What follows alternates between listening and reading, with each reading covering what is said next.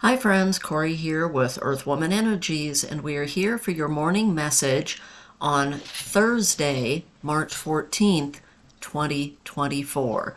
It's Pi Day, and we'll talk a little bit more about that in a bit after our card reading. So I'm choosing cards today for us from the Fairy Tarot Oracle deck. And the first card that comes up for us is a card that is often misunderstood. So let's take a look at it. This is number 13, Release. And in ancient tarot, of course, this was the death card. But death does not mean death. Okay, it means the end of a cycle. And so I think this is very fitting for today as we are approaching the spring equinox, that we have an end to a cycle, an end to winter that is going to lead to new beginnings. So let's read a little bit about number 13, Release. It says you can learn from your past and move forward, or you can be held back by it. This is true in every aspect of your life, be it relationships, career, or health. When an attachment to your personal history blocks you from progress and joy, it's time to release the past and go forth boldly in an exciting new direction. Often the changes coming into your life are anticipated or even welcomed by you. Although moving on can be challenging, the fairies want you to know that your future is a very bright one indeed. Don't wait and take the first steps towards your magical happiness today. So that was number 13. Then our second card comes to us from the Suit of Autumn. So this would be the same as coins or pentacles in Old Tarot. And we have the 10 of Autumn. And the 10 of Autumn is usually talking about a happy family life and passing things. Okay. Because family connections are extremely important. Honor your heritage and be proud of who you are. Share your history with children and other family members. Embrace the positive and release any negative past events. So we have that theme of release again. Begin investing in your future. Make plans that include caring for your family financially in terms of future education, health care, or retirement. Prepare now so that you can be free from financial worry later. Even if you're young and can only spare a little sum each month, it will really add up over the years. A happy family spends time together on this card. The pairs are a symbol of prosperity that will provide for their needs for years to come. So then finally, as we are moving into spring,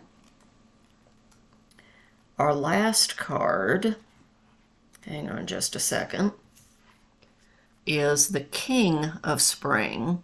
So this would equate to the King of Fire in other decks, or in Old Tarot, this would be the King of Wands. Okay. And it says, an inspiring leader, the King of Spring is charismatic and bold, with a flair for the dramatic. He is probably a leader in whatever industry he has chosen. But don't be surprised if you also see him in the local community theater in a starring role, because he does love the spotlight. This king is innovative and motivational, and he can lead people to do great things. He loves his family and is therefore quite a father figure. His warm and charming nature make him very approachable, and he's willing to provide you with wise counsel. Just don't upstage him. He wants to be the center of attention, and if you attempt to share his spotlight, you'll quickly find yourself standing alone. Additional meanings: a financial windfall, an unexpected supporter of your cause, public speaking, or promotions or advancement in your career. So I said we were going to talk a little bit about Pi Day. So this is Pi Day and things that are Zen to you. So, things that are Zen to us are those things that calm us, that make us feel very grounded and centered. So I'm going to show you some objects here and see if you can figure out what they have in common. Here's our first object. Lard. I wonder what that's for. Here's my second object. A measuring cup. And here is my third object. And I don't know if you can see it very well. It's a very heavy fork. So what would lard, a measuring cup, and a very heavy fork have in common? Those are my tools for making pie crust. Okay, if you grew up in eastern Iowa or in any farming community, you know that the key to making homemade pie crust that is flaky and light and delicious is lard. Okay, that's the secret ingredient. And I use my heavy fork to mix the lard and the flour to make it very crumbly before you turn it into the dough for pie crust.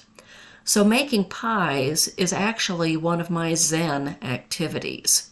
I go through the motions that my ancestors did, that I was taught to do when I was very young to make pie crust, and it calms me. It centers me. I really do enjoy, it's a lot of work, but I do enjoy making homemade pies. Now, other Zen activities that I have are walking. I walk and I listen to music. That's a Zen activity for me. Something like crochet, that is a repetitive motion, is very Zen to me, as is doing scales and broken chords, arpeggios, all those kinds of things when I'm practicing piano. So I want you to think, what is your Zen activity? What is that thing that you do that makes you calm, makes you feel centered and grounded? And then I would suggest that you do more of that. Very often we get caught up in the chaos and the drama and the busyness of our world, and we forget to do those Zen activities. Now, I certainly don't make pie every week. I make it about 3 times a year. But I'm ready for Easter with my lard and my heavy fork and my measuring cup to practice my Zen activity of making homemade pie crust. So I hope you enjoyed these cards from the Fairy Tarot deck today. I hope they resonated with you, and I hope you can do more of whatever your Zen activity is. Have a wonderful rest of your pie day. I'll see you later. Bye-bye.